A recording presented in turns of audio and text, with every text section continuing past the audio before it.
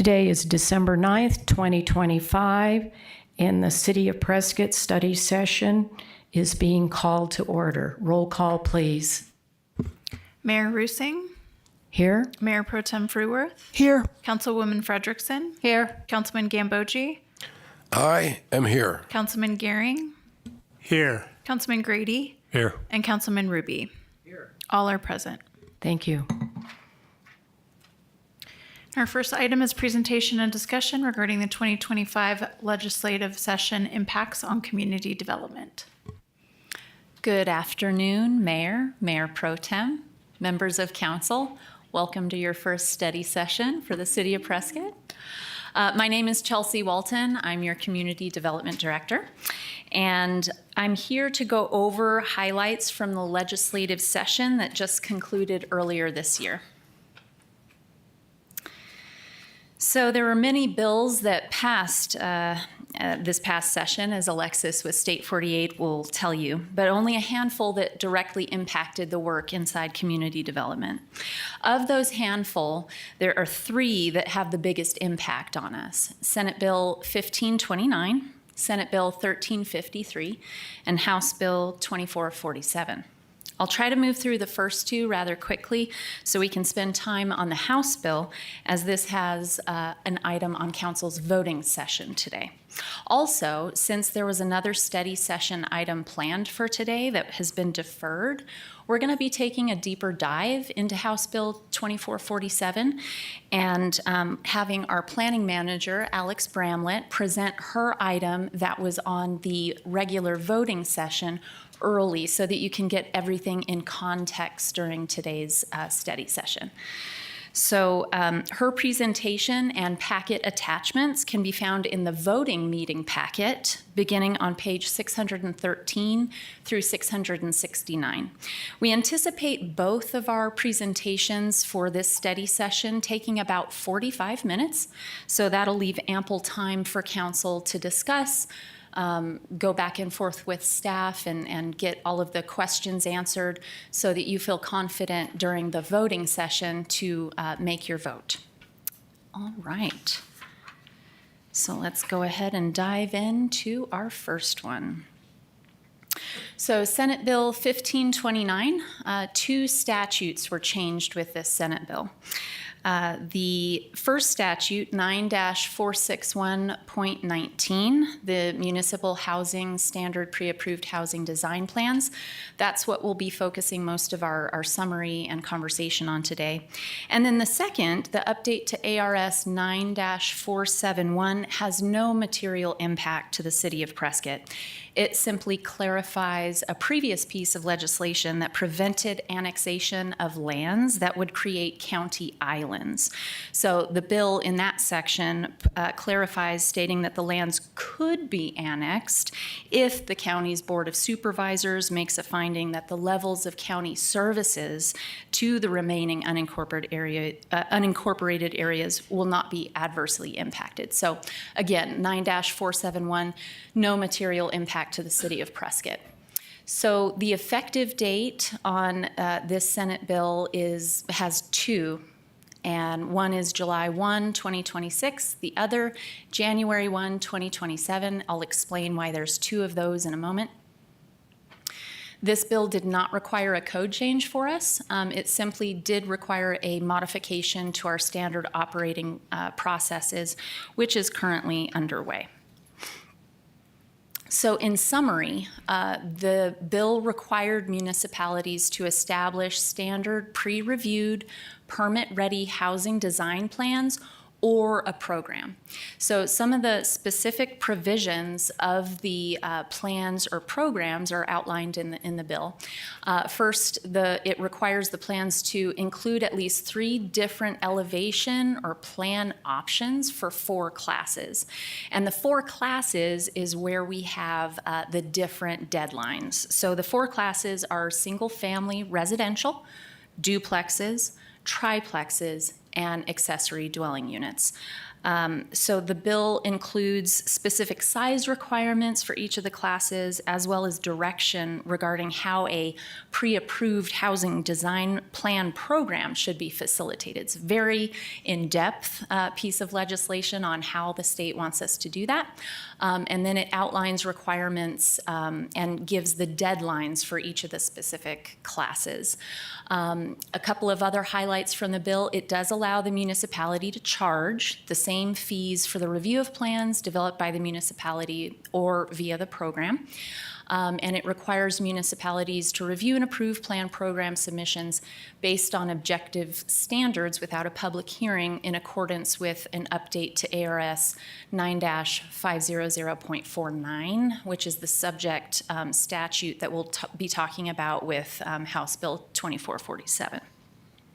So for compliance with this bill, we are currently researching ways to provide both the pre-designed permit-ready plans in an update and an expansion of what the council just adopted in September via the Home of My Own program. So we're well on our way to expanding that in conversations with the county and I know Prescott Valley. Our chief building official, Doug Storsky, is working with those jurisdictions, and we'll be well prepared before the July 1st, 2026 deadline. We're also investigating participating in an online plan library program. The League of Cities and Towns is coordinating this, and we're so grateful for their efforts in connecting the municipalities, because a lot of other towns and cities in the state use the I codes. So if a plan is created based off of those standards, it can work in many places. So we're grateful to them for that. Chelsea, let me interrupt. Yes. Going back to the beginning, what was the motivation for the state legislature to pass these bills? Was there an issue that they felt we were having here in the state, or? Well, I can only surmise based on the output and what the governor signed into law that a lot of it had to do with the housing shortage. So this pre-approved permit-ready plan bill, the Senate Bill 1529, I believe it's the state wanting to create pathways to more affordable housing. If you have a permit-ready plan, that means you don't have to go out and hire an architect or a draft person. You can just grab the plans. It should shorten timeframes as well, because they're, quote, permit-ready, meaning we will have reviewed potentially the plans beforehand and be able to fast-track it. And the county already has something like this in place. The Home of My Own program, they actually created, and we recently entered into a contract with them to use those plans. Okay, thank you. Yeah. Any other questions before I move forward to the next bill? Okay. Senate Bill 1353. So this amended 3 statutes: ARS 9-463.01, authority. And before I move on, that particular statute change also had no material impact to the city of Prescott. It simply gives the city discretion to allow an applicant to request a hold on an issuance of certificate of occupancy as a security for assuring the installation of certain utilities and improvements. So obviously that would be an impact to the project and not to the city. So I'm not gonna spend time on that this afternoon, but what we will spend time on are the next 2 statutes that were updated: 9-470.01 regarding building permits, third-party reviews and appeals, as well as ARS 9-835, the licensing timeframes compliance. So the effective date of this bill was the standard 90 days after the close of the legislative session. So it became effective September 26th. It did not require a code change, and we have already modified our standard operating processes to accommodate what the state asked for in this piece of legislation.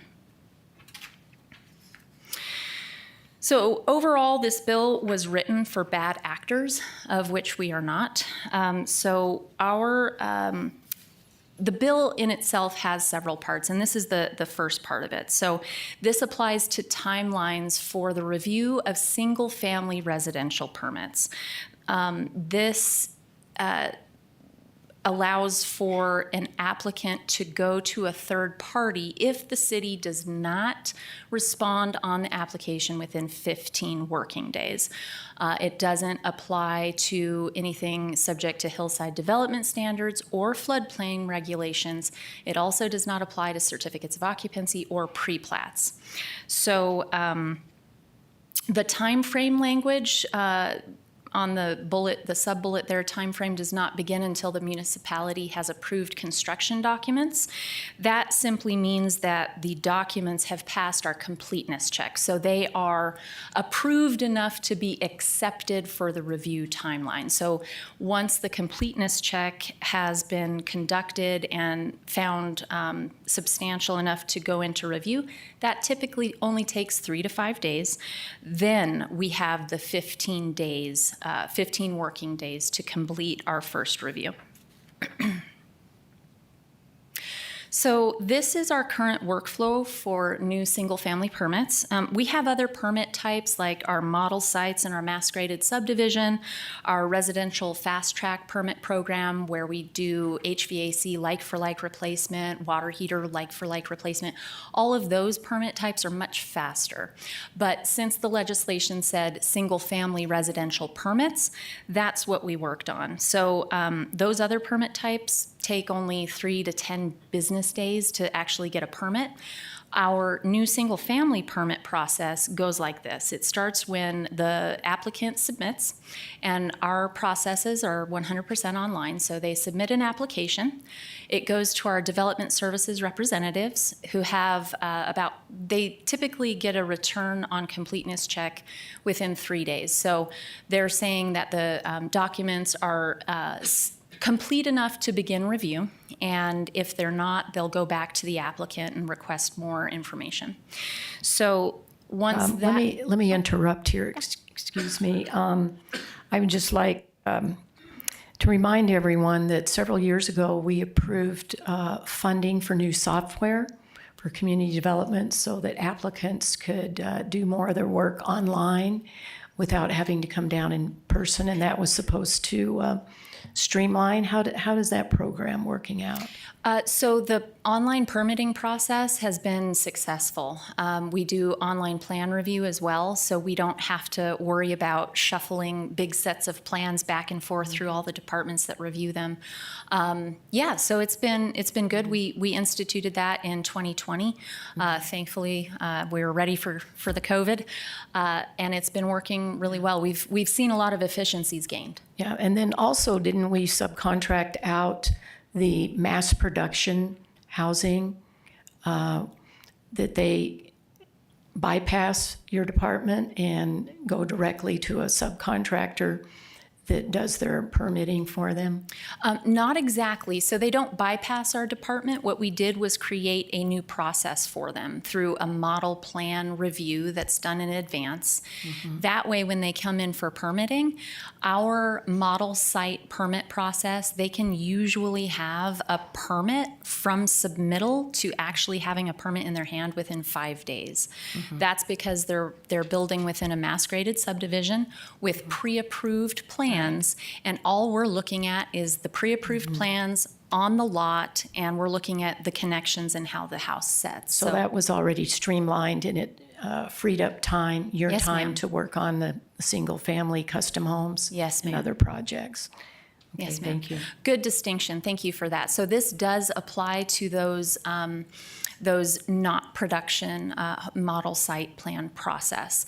This is the run-of-the-mill new single-family home, maybe custom, maybe not, but new single-family home. So our current process is after the completeness check is passed, we go into first round of review, and then there's typically subsequent rounds of review. Right now, just to give you an idea of our current average, over the 2-month period between the 1st of July this year through the end of September, our average turnaround time for the round 1 review was 19 working days. So I rounded it to 20 on the slide. But based on the legislation, remember, it said 15 days. So we had a little work to do, and we made some adjustments thanks to our operations team. Just a very simple reassignment of the completeness check. So from our development services representatives who handle all the intake and processing, we're assigning the administrative completeness check to our building reviewers. So that results in a higher level of document completeness. Our development services rep will ensure the permit documents are complete enough from a list of standard requirements. But there are many times, however, when a building reviewer will get into the plan set and realize, oh, wow, based on this scope of work or based on this, I need more information. Now, once the building reviewer has done that, it automatically results in a second round of review. Putting the building reviewer on the completeness check, however, has them familiarizing themselves with the plan set much sooner and being able to call out, hey, I need this specific document, or you need to also provide this. That way, the applicant receives that information within 3 to 5 business days rather than after a 15-day review period. So having performed that tweak, we were able to get the first round of review down to the 15 days for our applicants to comply with this bill. So the next couple of sections, provisions that were provided in the bill were requiring the municipality to maintain a list of at least 3 qualified third parties, provides that a municipality issuing a permit, approval, or certificate of occupancy that after a third party that we have immunity. We do have a list of 3 qualified third parties, although I'll tell you, I don't think many of our customers will cry uncle and want to go through this process. I see it potentially resulting in more time for them on that end, since our timelines are so close, and we were able to make that further reduction to meet the 15 days. The next provision on the slide is requiring a municipality to, within 10 working days after a request by an applicant, meet or discuss with them the corrections and provide information and clarify so that they feel confident to provide requested corrections to a submittal. We do that now, so we didn't need to change any of our working processes to comply with that section. This is the last bit of information on this bill. So compliance with the next 2 sections here are already standard practice. For the first part, which again, as you can see on the slide, does not apply to planning or zoning actions. As you'll read in there, it prohibits us from denying. We don't deny applications. We don't deny permit applications. We will let applicants know what they need, the corrective actions they need to either supply to us or change the plans in order to receive a permit. So we don't deny. We just let them know what they need to receive approval. The second bullet refers to a section of the bill that imposes penalties of review fee refunds when municipalities make new comments on subsequent rounds of review. We call that taking another bite of the apple. Our standard practice is to provide an initial comprehensive review list. So subsequent reviews are either checking to ensure round 1 comments are addressed, or based on new information provided, they're giving new comments based on that new information. So this practice is consistent with this piece of legislation, so no need to change any of our processes on that one. And then lastly, the legislation prohibits municipalities from requesting changes on already approved plans unless unknown field conditions require it, applicants request it, or to correct a non-compliance. So we do currently do that. After we issue, we don't go back and request additional changes. Any questions on that piece of legislation before we dive into the House bill? Yeah, I'd like to make a comment, and then everyone else will have their turn. In real life, there was a coffee shop downtown that wanted to expand. It was in the same building into an adjoining room, and it took them like over 6 months to get permits. Is this going to help streamline that process? So I don't know the exact conditions of what took so long on that particular one. The change in this Senate bill is specific to new single-family residential. Okay. But also it does specify things that we're already providing. So I would be more than happy to look into what the situation was for that one. But this, the changes in this bill were more specific to Single residential. family. Okay, well, we know people in the custom home building industry that have been building in Prescott for 30 or 40 years, and it still takes 3 to 4 months to get a custom home plan. Permitted? Yeah. Sure. So hopefully we can streamline that for them. Well, we know that the first round will be 15 working days, and the subsequent review requirements are also based on how corrections are received and the information. Typically, for a new single-family custom home, it's not unusual to see 3 rounds. So, initial submittal, comments, second round, third round. That's not uncommon for new single family. Okay, any questions? Okay. Okay, Oh. Mary?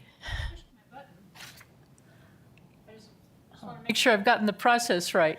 It says none, current speaker none. You have to bear with us here. We're still working on this. I think you'll just have to wave at me here because I don't see anything on my screen, but I'll figure it out.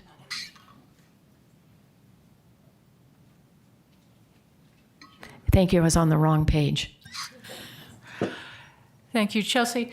In the second paragraph there, where the refund of application and review fees on the number of reviews, it says if excessive. Is there any guidance in the Senate bill as to what they consider excessive, or is that going to be open to argument? No, that was my language because the section in statute exceeded the slide frame. Yes, there is very clear guidance in the statute, and that is in your packet if you, give me a second.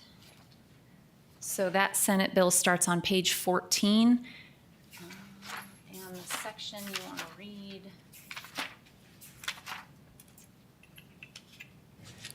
I'm assuming that some successive reviews are necessary by changing circumstances or things that come up. Correct. And the statute does provide for that there are many times we receive an application, but it's missing maybe a drainage report, or it's missing something that also needs its own review, which results in automatic rounds. So on page 24 of the packet, the blue text, it's kind of in the center of the page, beginning on line 20. That's where that section kind of covers what we can do and what we can't do relative to additional rounds of review. But we're already doing that. I guess I was just caught on the idea that we would have to refund any Right. of the fees that have come to us. Right. I would hate to think that the refund happens just upon a second review, when in Yeah. fact there may be reasons for that. I would think that our attorneys would say the burden of proof would be on the applicant to say that we messed up. And in the development world, plans and things are very complex. And when you ask for a correction on a round one and they correct it, sometimes they break something else by doing it the wrong way. So I don't see any concern with this particular piece. Thank you. Any other comments? Okay, moving on, thank you. Okay, thank you. All right, next up, House Bill 2447. Before we dig into this item, a couple of things. As I mentioned in the introduction, our planning manager, Alex Bramlett, will walk council through sections of the code that need to be amended directly after my presentation. So the vote for these proposed changes is on council's voting agenda and can be found in the voting meeting packet beginning on page 613 again. For now, I'll be going through a summary of the bill, what it does and what it does not do. And council should know that staff spent several months after the governor signed this into law trying to figure out how to make our current processes work and fit into this piece of legislation. Before we get started, may I read the change that was made? for the public. Mayor, it is your meeting. Okay. Notwithstanding any other law, the legislative body of a city or town, it originally was may, it's now been changed to shall, by ordinance, do the following. Authorize administrative personnel to review and approve site plans, development plans, land division, lot line adjustments, lot ties, preliminary plats, final plats, and plat amendments without a public hearing. So that eliminates planning and zoning, city council, and public input. Correct? Pretty much, in a public hearing. Yeah. setting, yes. So theoretically, just hypothetically, if there's plans for a open pit gravel mine in your neighborhood, it may be approved administratively without any elected officials or neighbors in the surrounding area being alerted to this. They may be using your public roads as their haul road, and you will have no idea because it will all be approved administratively. And for myself, one of the elements of good governance is public input. Another element is transparency. A third element is accountability and oversight. And this one paragraph removes all that. And also our organizational chart, the people of Prescott are at the top of the organizational chart, the apex of the pyramid. And this takes that away. It puts community development and the city manager at the top of that pyramid. So I find this, personally, I was astounded that this passed and was signed by the governor. So proceed. So just a couple of responses. The gravel pit situation, there's still a rezoning process that is legislative, and we'll go into that in a little bit, what the council sets as far as policy direction, as far as what's allowed in certain zoning districts. Those are still within council's control, and I do want council feedback relative to public transparency as a result of this change. So where I was getting at with introducing this item, it wasn't until after several workshops with the League of Cities and Towns, as well as conversations with neighboring jurisdictions and our own legal team and management, that we finally realized we needed to change our process and our code. And for the public, this was completely state-driven.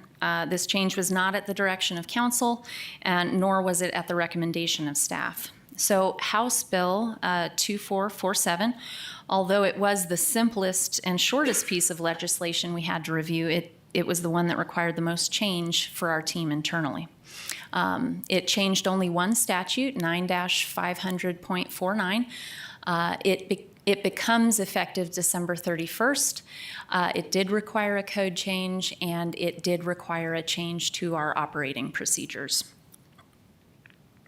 So this is a summary of the bill, and Mayor had already read the first portion. I'm going to cover the less meatier portions, so I'm going to work from the bottom up on this slide.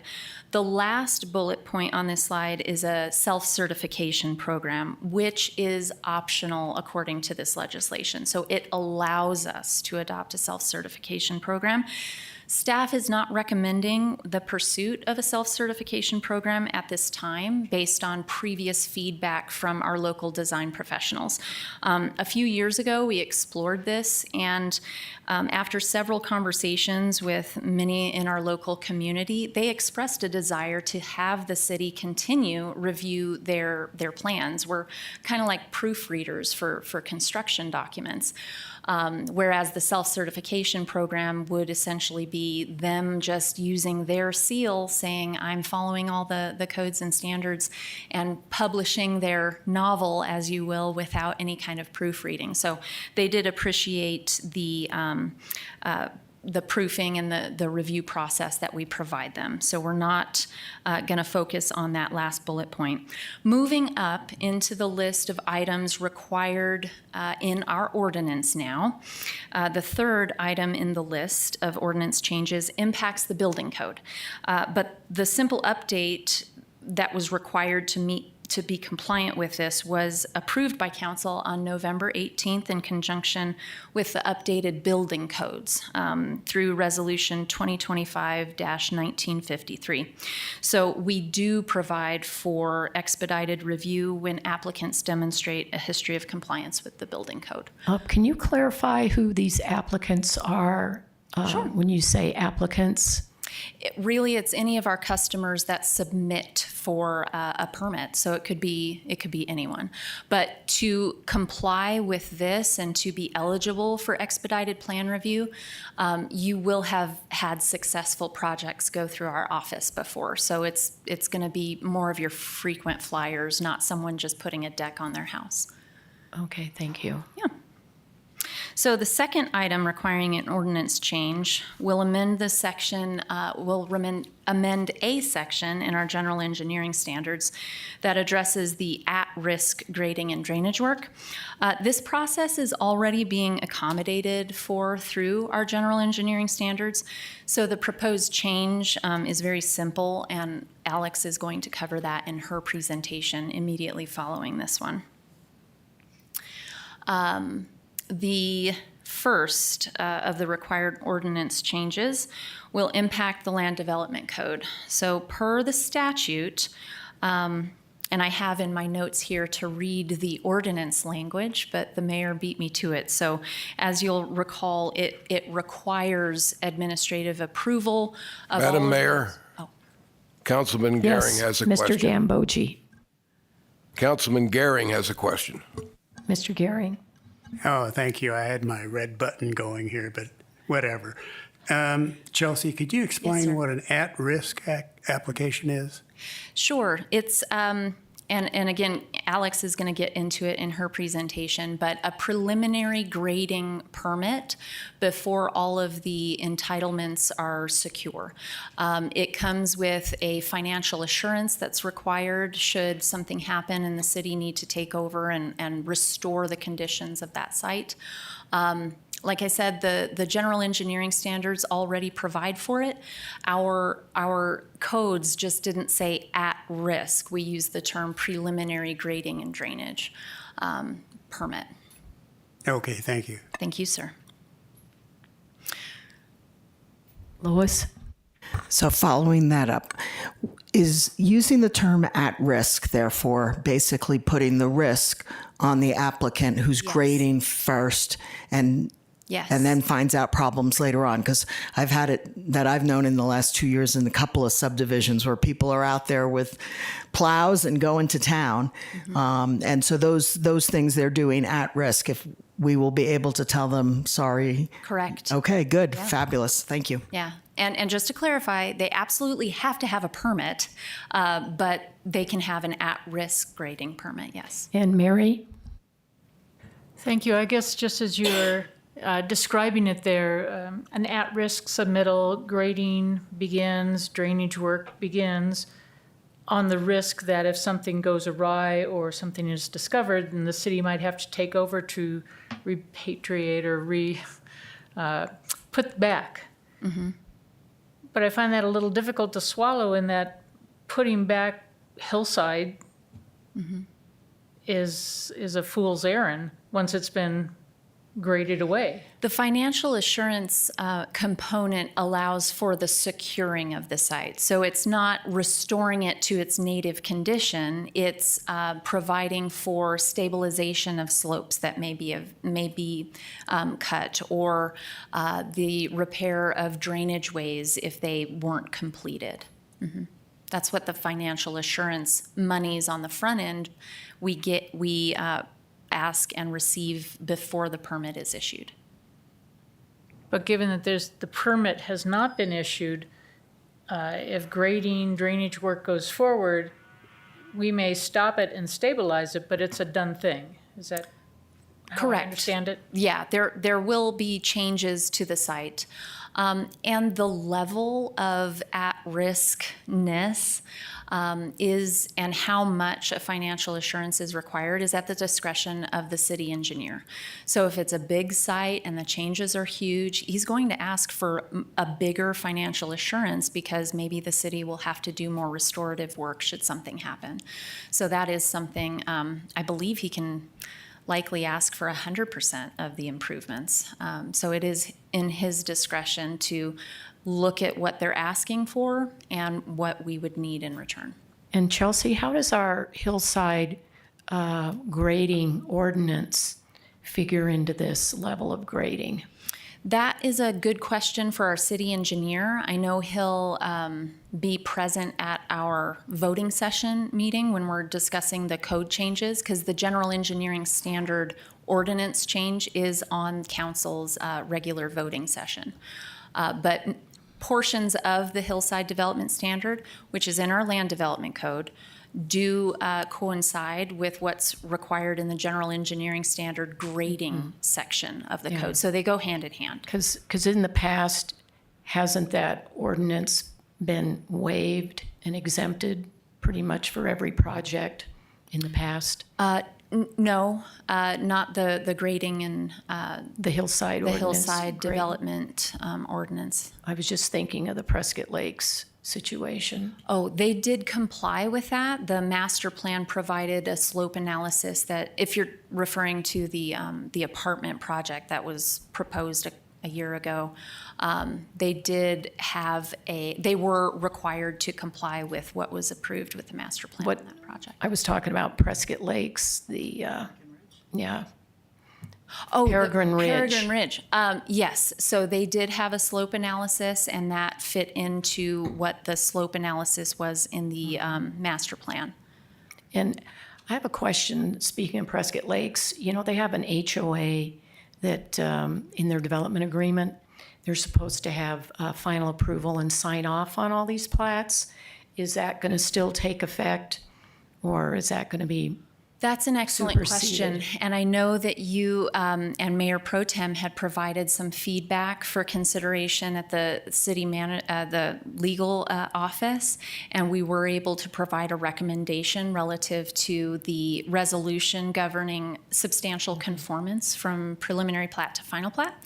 So we'll actually be going over that in Alex's presentation, and we thank you for the early input on Okay. that, because we were able to work some language in there. Okay, thank you. Okay, so the next item, excuse me. Let's see. So the mayor had read that our code has to change relative to providing administrative personnel to review and approve all of those development plats and design plans without a public hearing, including design review plans based on objective standards. But as you can see on the slide, and as you saw in the statute, this does not apply to historic. So thankfully, House Bill 2928, that piece of legislation mostly dealt with accessory dwelling units in municipalities 75,000 and above population threshold. But within that piece of legislation, they impacted statute 9-500.49, which is what we're talking about, and it provided that historic properties do not have to comply with the administrative review and approval without a public hearing. So this means properties subject to our historic preservation guidelines will still have to adhere to those requirements, namely the Courthouse Plaza local district, as well as our 12 other local historic districts. They'll still go through a design review process through the Prescott Preservation Commission. So now Alex is going to go take us through the specifics after this. So I'm going to kind of pause here, but I wanted to let you know what that'll look like practically speaking. So as the mayor mentioned, preliminary plats and final plats, as well as those other items listed in the statute, will not be going through planning and zoning or council. Although these approvals are required administratively, the council still has discretion over legislative actions. So regarding, oh wow. let me stop you here. In the laundry list of things that are going to be allowed without any public input or council, development plans. What is that? Can you be more specific? Because that seems pretty broad. That is a very broad term. So what we did with that is look at all of the projects that require planning and zoning review, as well as the council review. And we determined that we don't have anything called development plans. So we just looked at all of those projects that go through council, and it's mostly the preliminary plats and the final plats and revision of plats. Yes, we are going to see that line by line. Alex is going to take us through the code. So, all right. Now I have a difficult slide for you to read. I don't think I can change this on the fly, but what I wanted to talk about is council's review of projects and public transparency. So this graph depicts types of decisions at various levels, beginning with council at the legislative level. So on this slide, I've used the word administrative, but because that's consistent with the legislation, but we usually say ministerial function because that's more accurate. The most discretion and highest transparency will still happen at the legislative phase of a project or a code update. So these actions include annexations, contracts, development agreements, general plan amendments, ordinances, planned area developments, policies, and rezonings. In addition to the legislative actions that council takes, there are also quasi-judicial items, and those very difficult to read slides, and I apologize, I practiced this yesterday. The colors were not this, but there's only 3 items in that bar in the middle of the screen there. It's appeals, conditional uses, and special uses. So quasi-judicial items at that level have less discretion, but because there are more specific criteria that must be considered in weighing the final determination. So by way of example, the Hilton Garden Inn project across the street from us began with council's approval of a contract and then subsequently rezonings. Both of those activities happened first and at public meetings, and there was transparency and notices provided. That was the regular process before the permits were submitted for construction at the ministerial or administrative level. So by making the legislative decision, council sets the policy and the direction for subsequent approvals of final projects. So another example is the Seventh-day Adventist church campus. They just were approved last month by the Board of Adjustment to add some school and classrooms. So council had decided at one point via the zoning ordinance that K-8 schools in single-family zoning districts require a conditional use permit. And you delegated that authority to our Board of Adjustment, and they get to, through the code, hear and decide requests for these types of applications. So that's just kind of an example of how the legislative and quasi-judicial decisions are made. So then we come to the less discretionary decisions and approvals happening at the ministerial level. This happens when staff approves a permit or a plat. There's significantly less discretion at this level because of the explicit codes, standards, or approval conditions that would have been approved by council at the legislative level or the Board of Adjustment at the quasi-judicial level, as the case may be. So all that said, when it comes to projects going through the ministerial level, where's the transparency? And that's what I'd like to discuss with you now and what I'd like to get input from you. So currently, we update the private development summary monthly. This is posted on the front page of our city website. By clicking on the top PDF link, you'll be taken to a page that looks like this. From here, you can see the general area the project is located, the project name, the type, address, the status, and then the next steps for the project. This list captures large projects or highly visible projects that the public has interest in. The next link on that page on the city website will take you to a map that shows the location of the project. This map is interactive and allows the public to move around the city, zoom in, zoom out. And just as a side note, when we were preparing for this presentation, we noticed that the type labels on the left side of the screen there reflect categories. It would be helpful if they reflected the same categories that are on our development summary spreadsheet. So we're going to be updating that to make it a little bit more intuitive for the public. So at this point, that's some of the public transparency that we have right now to let folks know what's going on and where things are in the process. I'd like to pause and get feedback from council. If you have thoughts, what other information would be helpful? What other format? Any comments? We can have Lois first. Thank you, Mayor. So in the 2 years I've been studying these summaries, I've had issues. And so this is the perfect when you said, do you have any feedback? Yes. I was like, great, I'm going to put them all out there, because if I've had problems understanding these for 2 years, I can only imagine now this is where the public's going to go, and they're going to need to be, it's going to be need to be much more transparent than it is today. So the first thing is you really have to, when you're on the homepage, you really have to keep scrolling. Oh, okay. So that's, and when I typed up the thing most people do when they don't know where to get somewhere, they go up to the very top in the right-hand corner and they hit the search bar and they would type in development summary. It doesn't come up. So putting it in the search bar so that it can come up right away, or seeing if it's given everything else that's on our homepage, where the sequence is, and are we aligned to the sequence, since this is going to be where everyone's going to get their information. The other thing for me is you do a good job using bold italics to therefore bring out the fact that projects that were not on the previous report, which in my simple language is new. It's a new item. It's in bold italics. That would be something, if we could put it as a code somehow. Oh, like notate it? On the form. Bold equals new. Wasn't here last month.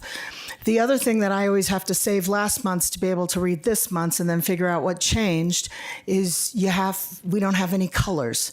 So if there's a way of putting font colors where something changed versus last month. Oh, I see. Okay.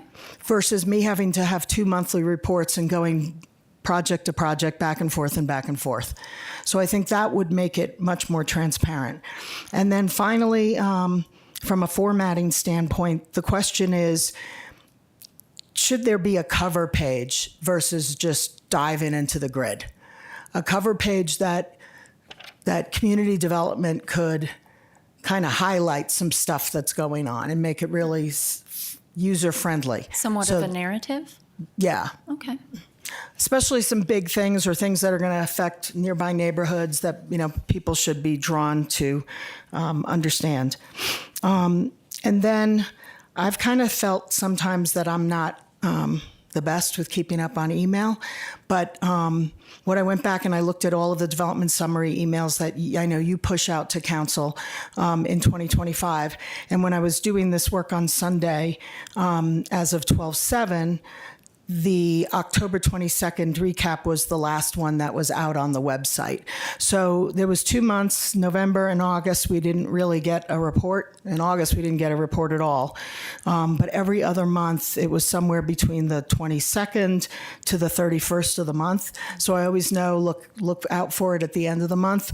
That may be something else we want to highlight to the public, that it comes out at the end of the month or near the end of the month. And then the question is, again, since, should we be making sure that we do this in ComDev every single month, not missing a month? Sure. So that's my thoughts. Thank you. Thank you for the feedback. Mary? As far as the map goes, I think most of us are probably familiar with Google Maps, where they may have a little icon, and if you hover over the icon, it will flash up a box that says, this is the Starbucks, and here's its address. And don't they make great coffee?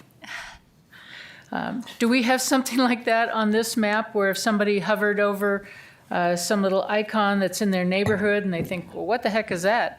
Will it give us a little pop-up box to say what it is? I can't remember off the top of my head if we do that, but we may be able to, because the software is the same as what we use internally, and it has a lot of options. So I will, I'll make that inquiry to our IT team.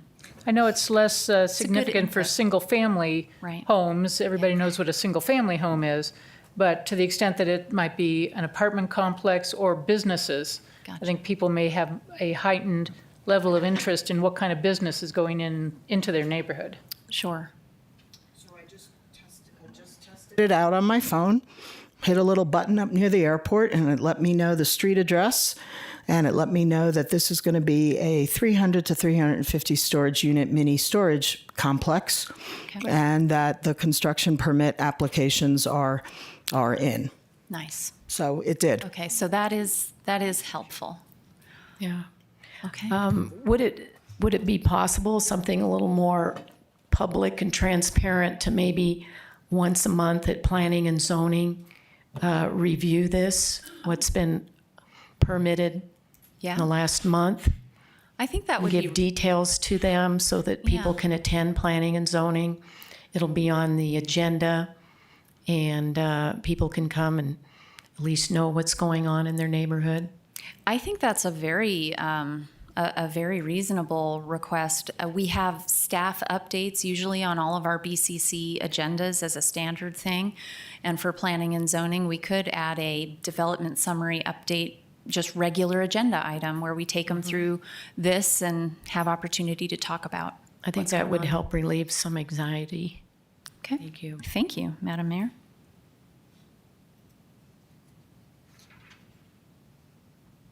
Any other feedback on the summary or transparency in general? Mayor? Jim? So Chelsea, looking at the private development summary, as I recall, there are often several pages of that Yes, sir. that are published online.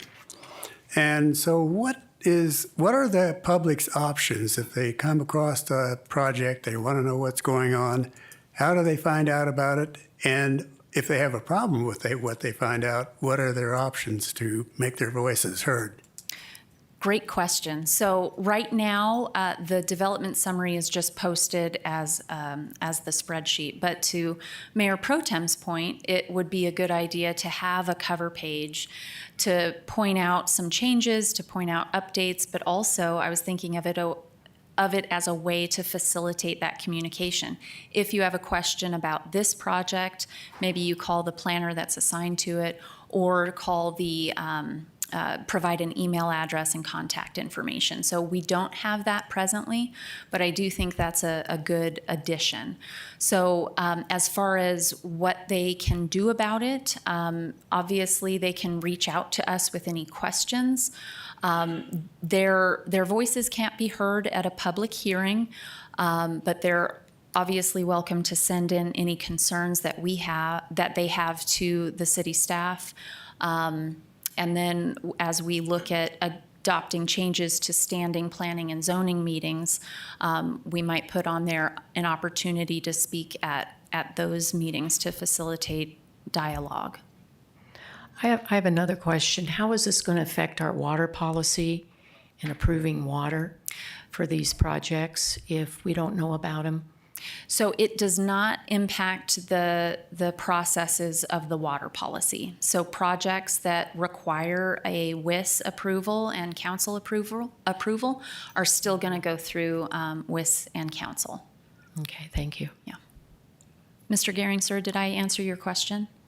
For the most part, the real question, though, is, of course, in the past, when we had a hearing on a preliminary plat, and the public appeared and had concerns and voiced them, that often resulted in changes to that particular development. How is that going to happen after this?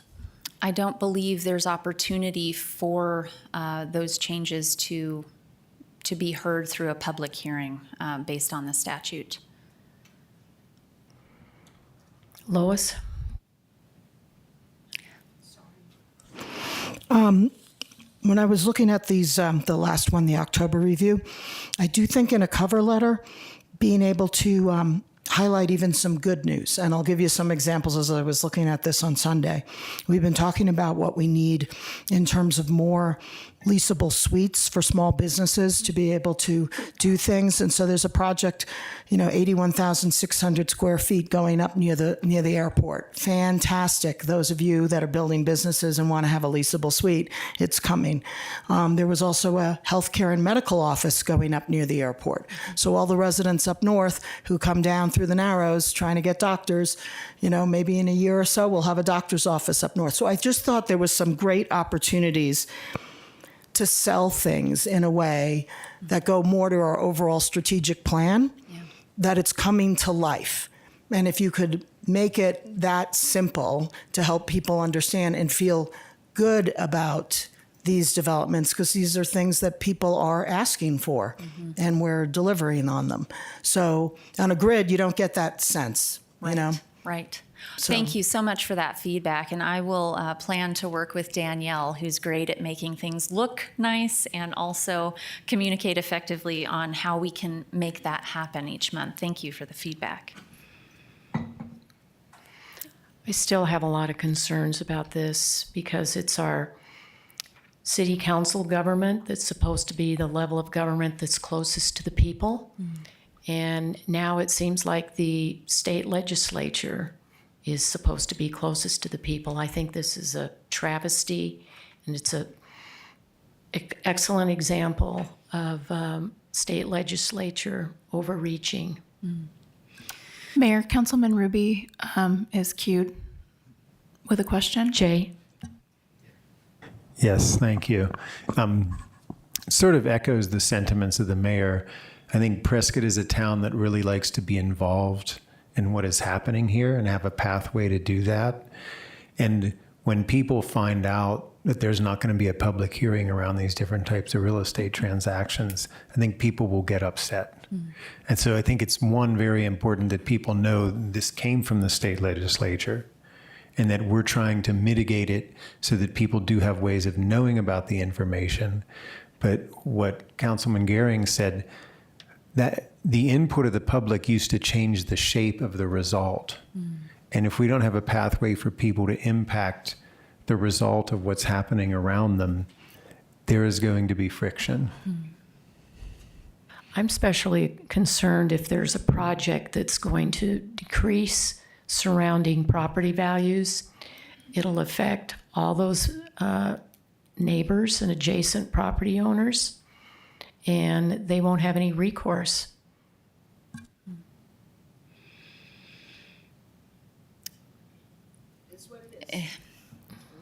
Yeah. Yeah, the state made the change, and we're trying to accommodate and stay within our legal bounds. So if there aren't any other questions relative to this discussion, I was planning on going through the resolution that I mentioned earlier relative to substantial conformance, but the next two slides are covered in Alex's presentation in context with the other code changes, so I'd prefer that we do that in line with those. So I'm going to skip over them.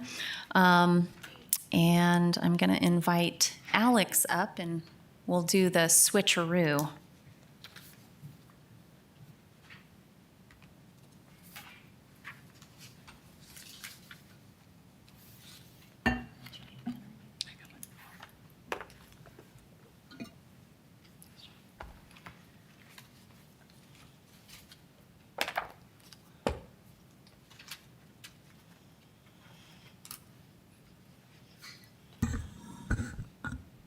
The fun part continues. Good afternoon. My name is Alex Bramlett. It's nice to meet you, Mayor Pro Tem. Hello, council members that I haven't met. Alex Bramlett, Planning Manager with Community Development, here to continue the conversation of the impacts from the House Bill 2447 that it had on the Arizona Revised Statutes 9-500.49 that subsequently impacted the City Land Development Code, the General Engineering Standards, and required the changes that we will be discussing today. So just a couple images. It's been talked a lot about today so far, so we'll just keep hitting on the same points because it's a lot of information and it's a big change. So on the upper portion of the screen is the House Bill 2447 actual text showing that switch from the language may to shall, just for visual representation. And then below is the Arizona State language kind of cleaned up version. So you can see under A, I underlined shall just so you can see that language has been updated. And so that shall is really specific to the four things that Chelsea did mention and we'll dive deeper into. And the first one is the biggest one, and it's going to be the authorized administrative personnel to review and approve site plans, development plans, land divisions, lot splits, lot line adjustments, preliminary plats, final plats, and plat amendments without a public hearing. So in reviewing our land development code, I have a list of all the sections that were impacted specific to subsection A1 of the changes in the legislation. And they're all in your packets, and I can review as much as helpful. These are all the sections that were impacted, again, by that legislation specifically. So Article 7, the subdivision land split design standards. Article 8, the review bodies, what is listed as kind of what's in your realm, and then planning and zoning as well. There's some administrative and procedures that we needed to update accordingly because they're going to be internally reviewed now. And then we updated some definitions.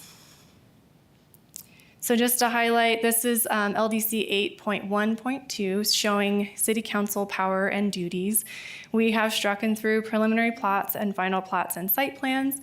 Something I want to highlight is the special use permits, the zoning map and text amendments. So similar, we're proposing with the ordinance text amendments to our LDC, and that's coming before you all. Those will all stay.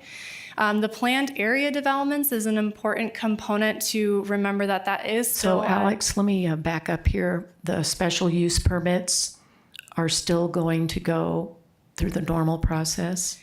Yes, I'll touch on that a little specifically. It's more in subsection A2. There's a little bit of a tweak to the special use permits, but it's specific to our downtown business zoning district. So our normal special use process is still in effect and is not changing. So in the downtown business district, special use permits are going to be approved administratively? There's a normal, and I'll just skip ahead while we're here. So I'm actually going to go over. The reason why I'm asking is, you need a special use permit for a cell tower. So in the downtown business district, somebody could put a cell tower up downtown, administratively approved. I'm going to show land development code real quick for some context. I think it might be helpful. Once I navigate, hang on, let me zoom in. That wasn't it. Can you see it okay? I can. Can I, IT? I can. Okay, here we go. So our use table, this is our land development code. And just to show, they're all within the table itself. So when you see P, that means permitted use. C is conditional use. S is special use. If it's just not allowed at all, the cell is empty. And so as we go through the table, so you see a lot of, commonly is CAP and empty. There are some areas that we have special use permits. Eventually I will hit one. So here, golf courses, as an example, UCS. That's our normal special use permit process. That stays entirely in effect. It's not being impacted with these legislative changes. So mostly everywhere in this table where it does require libraries, the museums, the special use permit process goes through planning and zoning and then city council for final approval. And this table has not changed at all. So anything on this table outlined as a special use remains in effect. And I'll dive a little bit deeper into it, but is that helpful for your question, at least at this point in time? Could you please scroll down a little further? Yes. Are you referring to Telecommunication facilities? not being impacted at all? It will still be the special use permit process. This whole table is not being shown as for any proposed changes. So we're not touching any of the use categories within the table for any zoning district. All right, thank you. Lois? So I just want to understand in our afternoon package where all your presentation materials were in item 10B, if I get to the first page of Exhibit A, it says revisions to the Land Development Code. And there is Section 4.9.4A, special use permits, and every single line on our Land Development Code is crossed off. Yes. So what does that mean if nothing's changing in the table? Because Yeah, this let looks me- pretty dramatic to me when I was doing the pre-work. While I'm in land development code, so real quick for context of our code, if we keep scrolling, under Article 9 is administration and procedures, and 9.9 is special use permits. So that's what's going to outline the process if a special use permit is required, from application submittal, public notification, etc. So what you're looking at in Exhibit A is specifically under Article 4.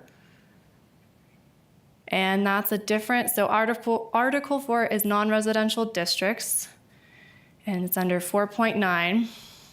So 4.9 is downtown business. So oftentimes when we get permits in, we, depending on the zoning, are going to that specific zoning district and we're reviewing. Sometimes there's additional requirements that are needed based on the zoning. That's going to tell us the setbacks, the height. The table that I just showed shows us what uses are allowed and what process may be entailed. So specifically in the downtown business zoning district, here, lot area, it's going over lot width, kind of general zoning regulations that we have. And then 4.9.4 is the standard district guidelines and procedures. And so here is an additional special use permit. And so that's where it's not really tied or associated with the table of a special use permit.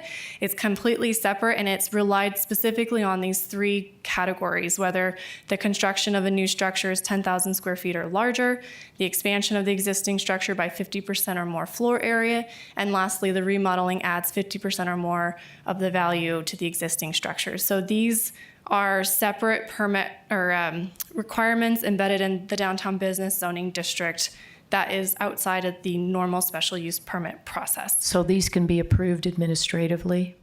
These are typically then, if one of these is triggered, it ties you down to the compatibility review guidelines, which we review under any normal permit within the downtown business, and it would happen administratively.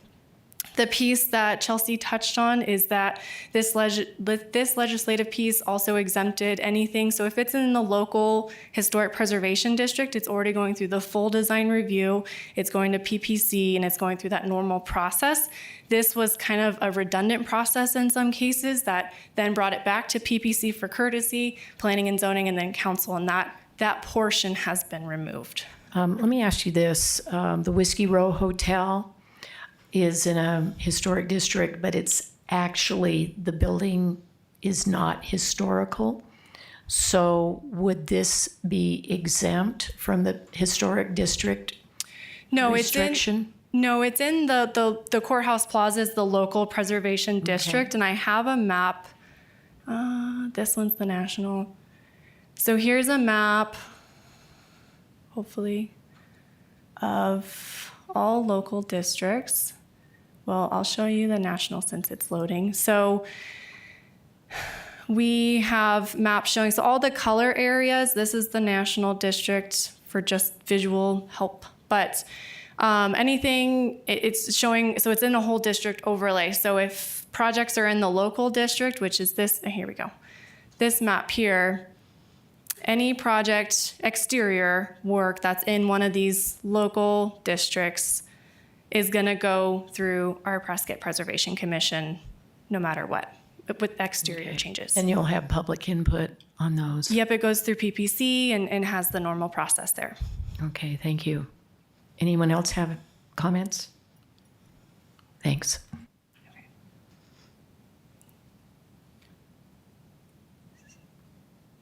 Oh, cool. Okay, let me back up here one second. Okay, so back to here, as I was talking about with the planned area developments, those are still at council's sole discretion. So you will be seeing those large PAD, because the PAD is really an exception to our zoning. It's allowing for, maybe added zoning or added density in one area. It's creating flexibility that's outside the parameters of our land development code. And so that will still go through the normal process here with, well, first P&Z for the recommended look, and then for council for final approval.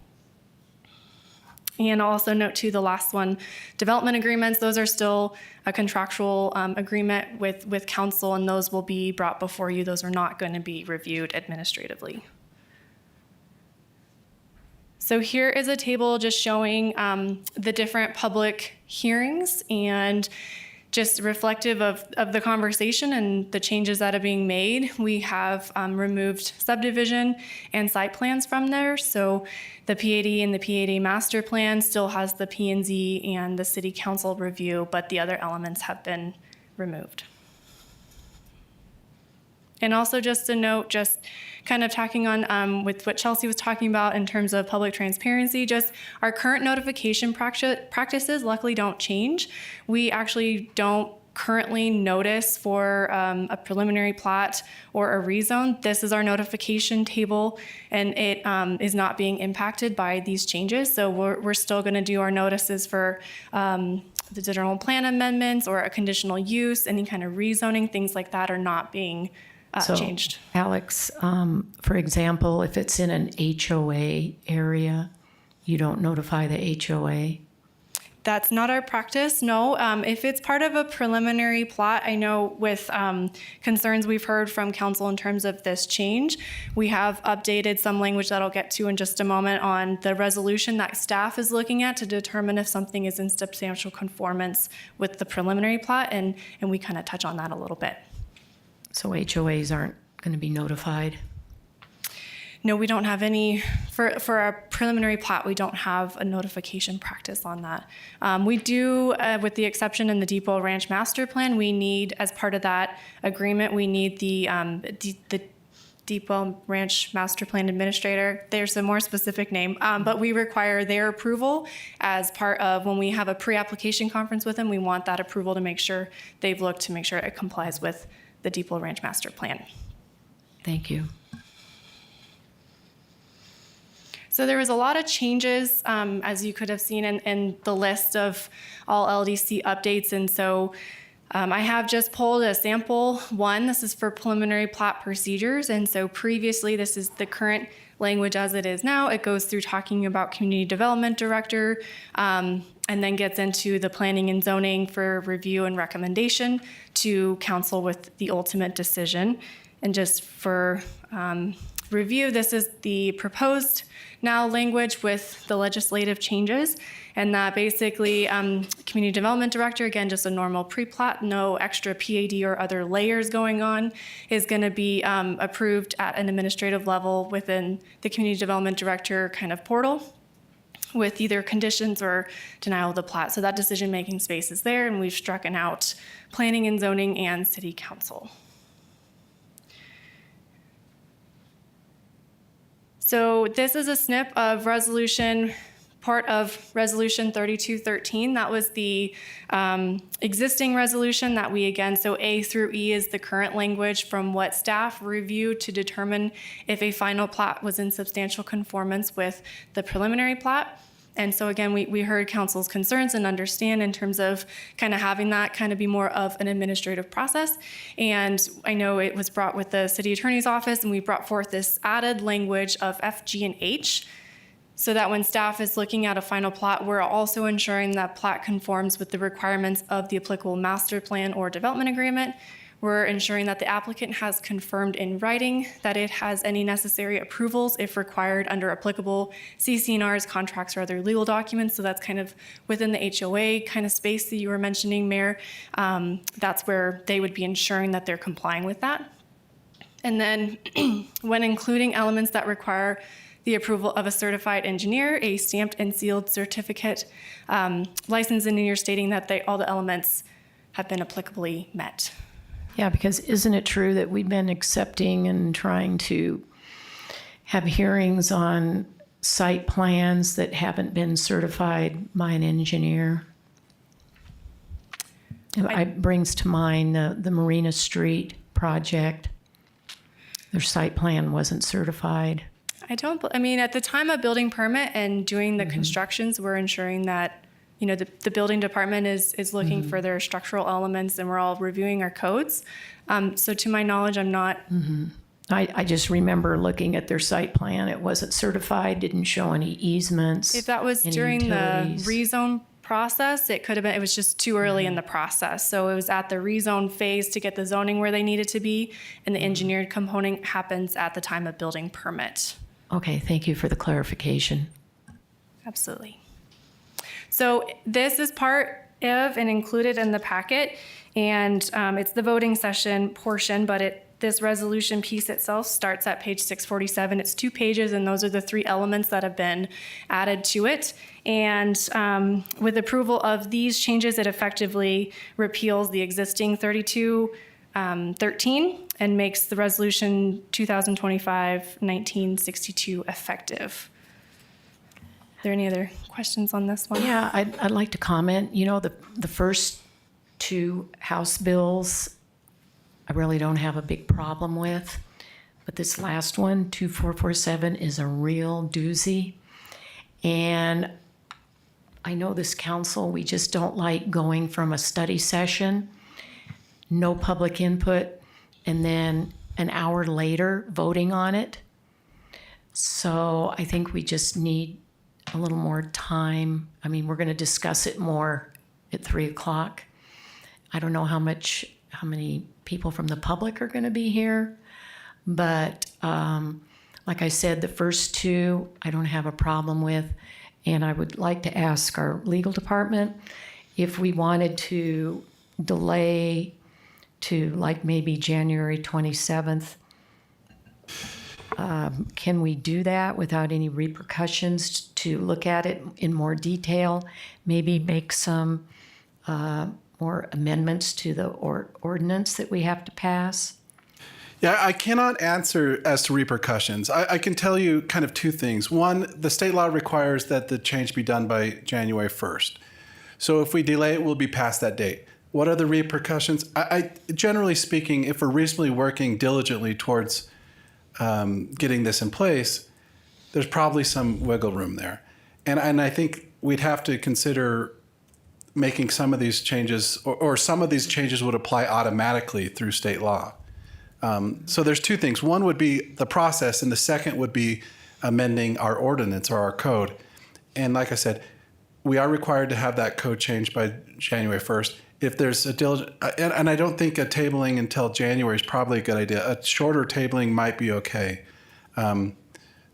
But nothing I say really changes the law here. I think it really still depends on goes what you're into doing. effect January 1st. It still goes into effect. But yeah. we can still look at it before we pass the ordinance.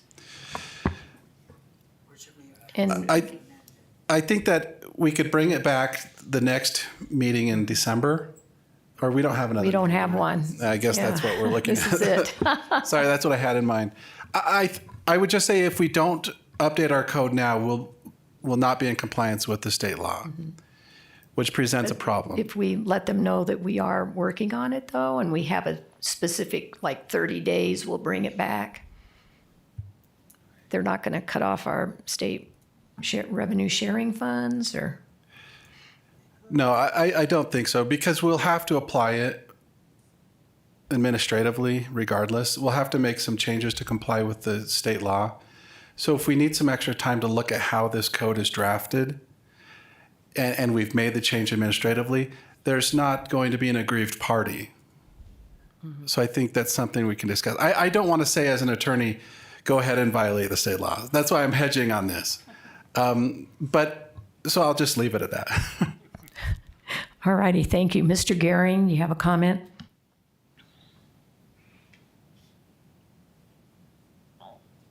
Well, actually, my comment would go back to why we're changing the language in 3213. And in particular, why Section 5C, which relates to final plats not being approved if they're going to use more water than preliminary plats. And that's not in the new language. I'm curious why. So staff currently uses, I don't know if you've all noticed in a lot of the memos we put in there that this final plat is in substantial conformance with the preliminary plat per resolution 3213. We're using these existing 5 criteria to make that determination it is in conformance. We heard concerns with kind of all these changes happening that it would be more administrative and a lot more is going to happen administrative, and that there was a desire to expand the criteria that staff is using to administratively make that decision. So that was kind of the drive around the added criteria that staff is going to use to make that determination. Yeah, just to be clear, the first 5 are not changed. Those were in the resolution previously. It's just the bottom 3 that were changed. Those 3 were added where there was nothing there previously. Yeah, actually, what I'm referring to is the original 3213 language. Section 5C says basically that a final plat will not be approved if it will result in more or additional water usage over and above that which would have occurred in the corresponding preliminary plat. So why was that not included? I know that at least administratively, that's what staff is doing anyway. We're not going to approve something they don't have existing entitlements for. In terms of why was it taken out of the existing resolution 3213, I'm not sure if Mr. Young, you've had anything to add. And we can put that back in. I don't recall what happened there, but it sounds like we want that back in. We'll put it back in. Yeah, this was a lot to digest. When I was reviewing it, I was looking at the state statutes, and they were not transferred verbatim into our ordinance. There was a lot of like ad-libbing going on. Like there was in the state statutes, it talked about recording plats, and then in our ordinance, it doesn't say anything about recording plats. And another part was, in order to record the plat, you had to make sure that there was assured water supply on the face of the plat, or if it was an unassured water supply, it had to be on the face of the plat, and that was eliminated, the unassured. So there's a lot of things that we have to go over to make sure that the ordinances as written, or they don't really transfer verbatim from the state statute. Mr. Ruby? Yeah, in the general sentiment seems that nobody really likes this because it's being dictated by the state legislature. And I'm wondering, I have like 2 or 3 questions here. One, is there any way that our city charter supersedes what the state legislature is asking us to do? That's my first question. Second afterwards. Yeah, the answer is no. I mean, we have nothing directly on point in the charter that would then supersede it. The broader question would be, if we changed our charter, would we be able to supersede this statute? And we talked about this a little bit, but that becomes a question of whether this is an area of statewide importance, which is not specifically listed in the statute, but I think requires a little bit of analysis. The next thing I would wonder is on the document that went from may to shall, is it possible to ask our legislators to actually advocate for amending it so that it's for cities of a certain size, say 75,000 or 100,000? So that, because I think we're not the only city struggling with this right now. Is that possible? That is always possible. In fact, we have our lobbyist here. You can ask them when they get up. Thank you. Any more comments, Mary? Just as far as that last point that Mr. Ruby brought up, within the charter, and I can imagine somebody saying, well, that's just a general statement, doesn't really count.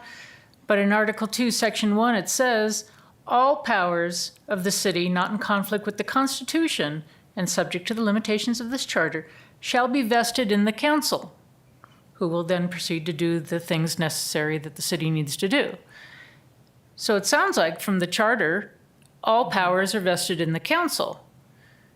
And if charter about local issues supersedes state law, why does not present at least an argument? I don't think so, because it's a broad statement. The way that case law has kind of dealt with this issue as we've gone through the years is that anything specific in a charter will supersede state statute unless it's an area of statewide concern. And so we get to the specificity. A general or a broad statement of authority, I think, is only that. We'd have to be more specific on what that means. So all doesn't mean all here. I think I that. don't mean to argue. I just- We got two attorneys here. Yeah, it's just that the case law is pretty clear that where you'd have to be specific on what you're dealing with here. And so we're not. Thank you. Okay, thank you. Please proceed. Oh, Lois? One Thank more you. question, Joe. I know you've been at this much longer than us on council have been on this related topic and the changes working with staff. Would we be better off, because I agree with Mr. Garing's point, if we lost something along the way regarding water, I think it is important to get it back on, but we have no more meetings between now and then, no more public meetings to get it done before the deadline. Is your guidance that we approve the resolutions and ordinances that you put forward today, and then we come back in January at a future meeting and maybe amend them with water or whatever else is uncovered? I think that's important. In fact, the resolution doesn't need to be approved today. The resolution is an attempt to kind of broaden the transparency. So we could update that resolution. And by the resolution, I'm talking about the resolution dealing with substantial conformance. Right. But it's really the ordinance changes that become important. That's what is relevant under state law. The resolution dealing with substantial conformance is our efforts to ensure the transparency, and we could hold off on that and vote on that. Well, I actually like the fact that we don't hold off on this, because we did add F, G, and H, which is really important to the public, that we are going to make sure that even though things are being administratively approved, I know all the HOAs that have been before us in the last few years would like to know that we're going to be honoring the master plans and the development agreements. And so I do think it's worth passing. And then I think it's worth amending in January so that our city processes and all the codes they're implementing and our resolution, we have something to say to our public members that this is the best we could do in light of the state statute. Yes, I think that makes sense. Okay, thank you. But anything that we compromise. change here to bring us in compliance with the law can be changed as long as we're still in compliance with the law. Yeah, Chelsea? Just a quick comment to Mayor Pro Tem's comment a moment ago. I think the resolution could be passed, and Joe, correct me if I'm wrong here, with the addition of F, G, and H on the screen to the old resolution. In other words, effectuate the change and retain the old verbiage that Mr. Garing had brought up. So simply amend 32, I mean, it needs a new resolution number. It'll be a new resolution. We'll rescind the old one, but making sure everything's the same, just adding F, G, and H. Yeah, that makes it more difficult in terms of the motion, but you can make that motion to retain the language of the previous resolution, adding only F, C, G, and H. And then we could bring that back in January to make sure that it's exactly what you want. So there'll be a time period there where I think we'll be fine. And then we would understand that motion, but we'd bring it back for your review in January.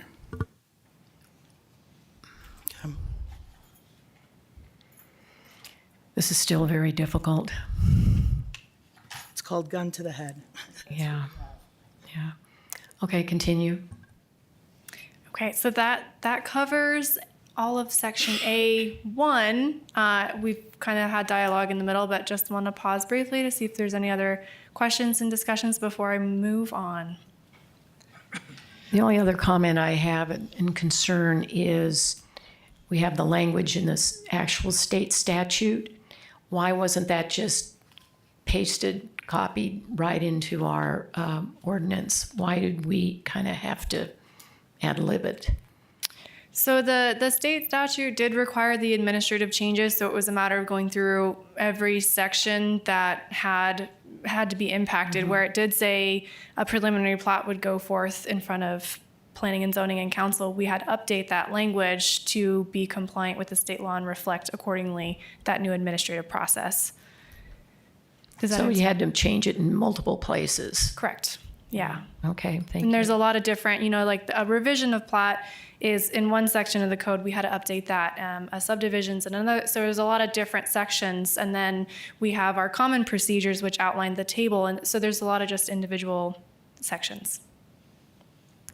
Okay, thank you. So we kind of dovetailed and talked about this a little bit, but the second section that we were going to cover is for the authorized administrative personnel to review and approve design review plans based on objective standards without a public hearing. And so this is the component of that downtown business district with the special use permit. So we fortunately went through our land development code and luckily only found that one area that needed to be updated. So whereas under subsection A1, it was a lot of code changes that needed to be made. Under this one, it's quite a few less. And so again, we've talked about, Chelsea mentioned, but that House Bill 2928 created an exemption for anything under historic. So all the local historic preservation districts, the map I showed you, all of those still have a design review process and still go through our Prescott Planning and Zoning, Prescott Preservation Commission.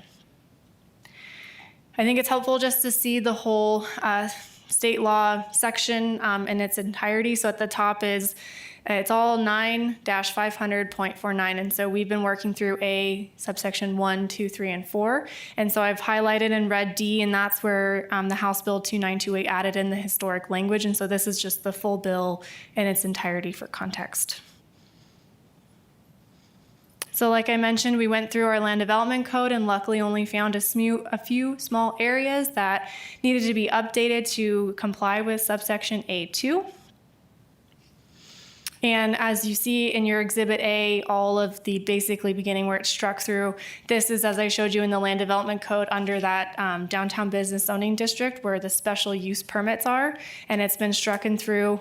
This is because the statute says it has to be administratively approved without a public hearing, and it has to be objective standards. And so this specific SUP process, redundant to the historic preservation, typically required an additional Prescott Preservation Commission meeting, planning and zoning, and city council. And so this, per the statute, needed to be removed from our code. And in thinking, continuing into the downtown business zoning district, that compatibility review criteria, like we talked about, we get a building permit in, it's in the downtown business, we're reviewing these different additional criteria to ensure it complies. The statute required us to have objective language in our ordinance or in our land development code. And so we had to update for example, the first one, the original language was construction and exterior building materials shall be high quality and long lasting. It's difficult for an applicant to know what high quality and long lasting is. So the goal of the statute was to make it objective and clear so that the applicants as well as staff know what that means. So we've deferred to our building codes, which are going to ensure that those building materials are high quality and long lasting as part of our criteria. So it's more objective. Yeah, so it eliminates subjective comments and feelings and Correct. Je ne sais quoi kind of thing. In the third one, the architectural design and their materials shall be visually harmonious. That's dependent on the person. And the overall appearance, history, and cultural heritage of downtown should use a generous use of architecture. What is generous? So it's a matter of fine-tuning that language and making sure, again, both the applicant and staff understand what's being required of them. And so the only other kind of piece that was impacted is in our special use permit application process, the one that shows you you have a table, your zoning requires a special use permit, you need planning and zoning and city council. This breaks out the whole process for applicants, and in there it had specifically the Prescott Preservation Commission, which was only triggered by that special use permit and downtown business. So with that being gone, we just eliminated this small amount of language from our LDC.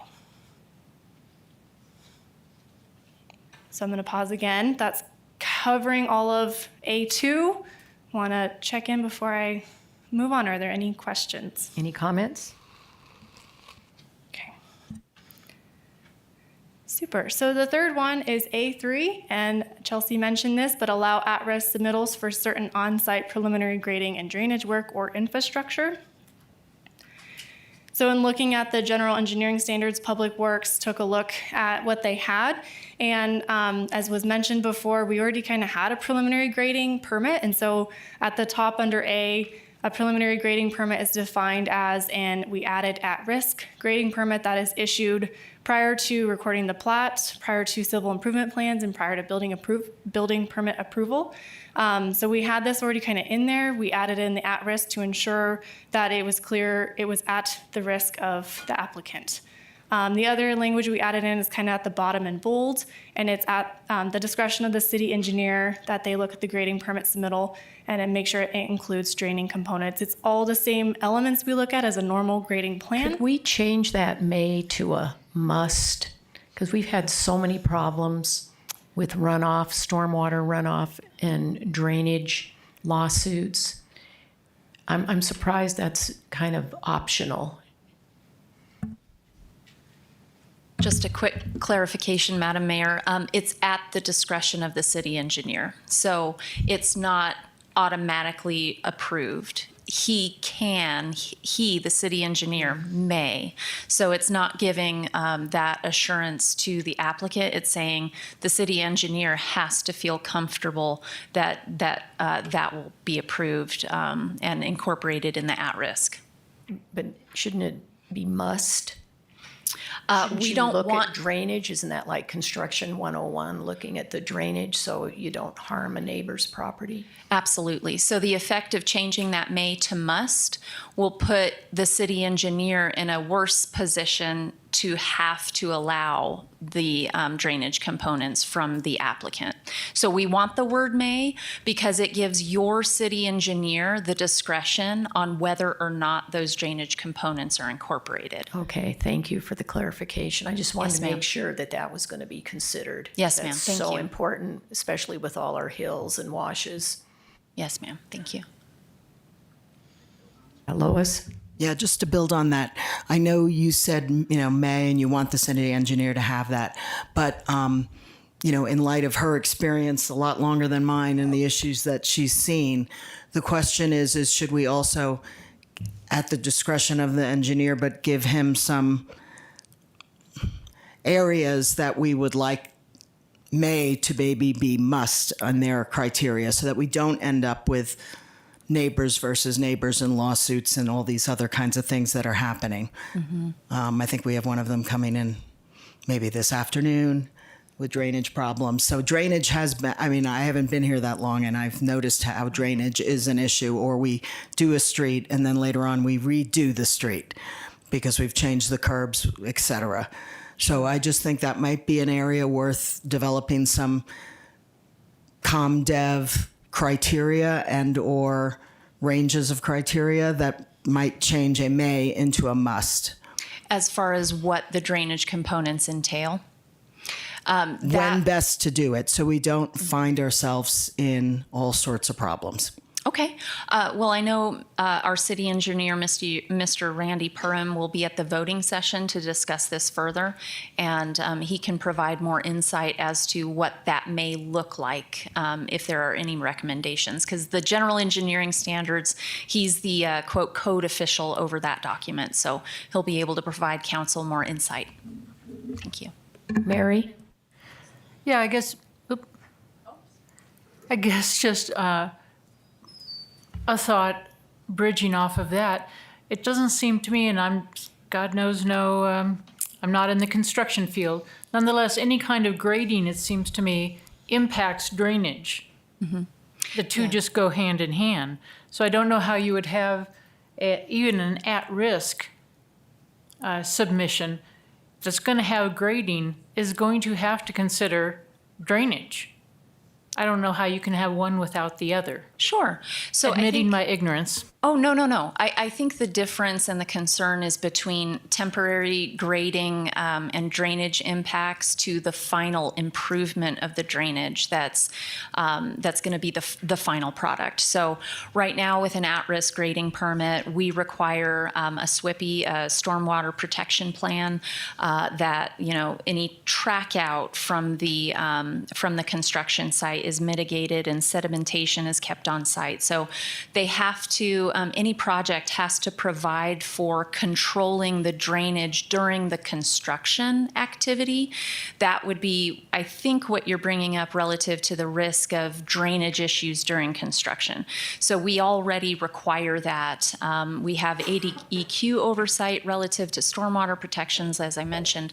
So that's accommodated for. What this is referring to are the final drainage components, the swales or the underground, the corrugated metal pipes that are required to French be drains. Sure, French drains. So the final drainage components of the overall design plan is what this is referring to. Okay. I think we need to wrap it up. Our next meeting starts in about 15 minutes, and we'll be talking about this all over again. Fortunately, the last one is pretty easy. It allows applicants with a history of the compliance with building codes and regulations to be eligible for expedited permit review. And with the effective date of this bill coming in and the chief building official updating their international building codes, he has already incorporated that in, so we don't have to make any code changes at this time. I like the word expedited for the experienced applicants. And this is for later, the motion. So I will end there if there are any other questions.